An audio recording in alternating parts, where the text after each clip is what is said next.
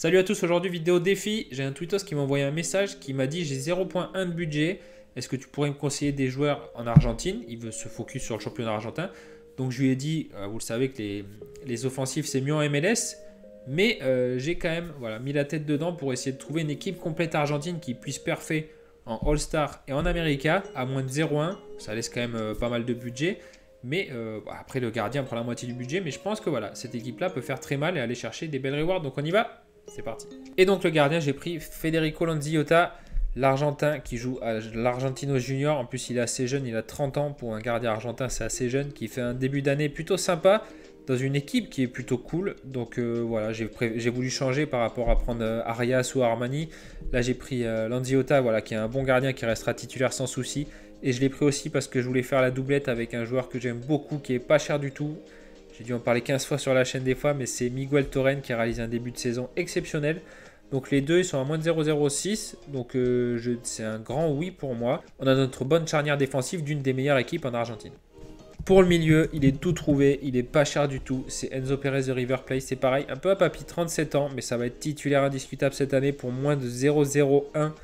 Je le trouve quand même vraiment cool. Moi, je l'ai dans mon roster, il me sert pas mal. Il est parti sur un très très bon début d'année. C'est milieu plutôt défensif, mais la balle tourne énormément vers lui. Après, il faudra faire attention au retour de la Cruz, peut-être de la Cruz qui est juste après dans mon roster. Je l'ai assemblé avec lui. Donc voilà, mais en tout cas, il est parti sur un très très bon début d'année.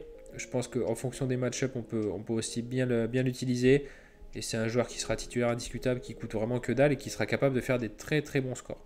Et pour l'attaque, j'aurais pu prendre Avalos de Argentino Junior, qui est pas mauvais non plus, mais j'ai choisi Malcolm Breda, qui joue plutôt milieu, et c'est pour ça qu'il est capable de faire des bons all-around, même quand il n'est pas décisif. San Lorenzo, c'est une équipe qui est bonne défensivement, mais voilà, offensivement, lui, il peut tirer son épingle du jeu. Alors je vous dis, je vous le cache pas, c'est les offensifs, les attaquants surtout, en Argentine, c'est assez compliqué. Mais je trouve qu'il sort un petit peu du lot. Il y en a quelques-uns qui sortent du lot, pas énormément. J'attends les nouvelles cartes parce qu'il y a pas mal d'attaquants qui ne sont pas couverts encore, à Boca par exemple, à River aussi.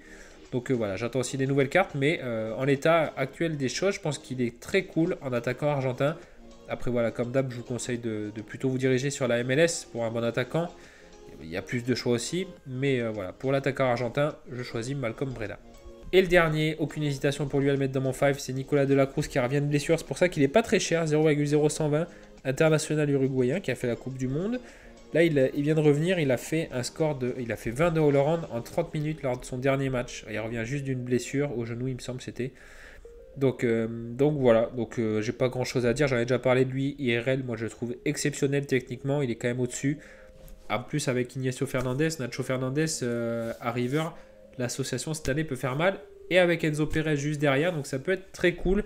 En tout cas, voilà, pour le prix, j'hésite pas. Moi, je l'ai en limited et je vais commencer du coup à l'aligner dès le week-end prochain.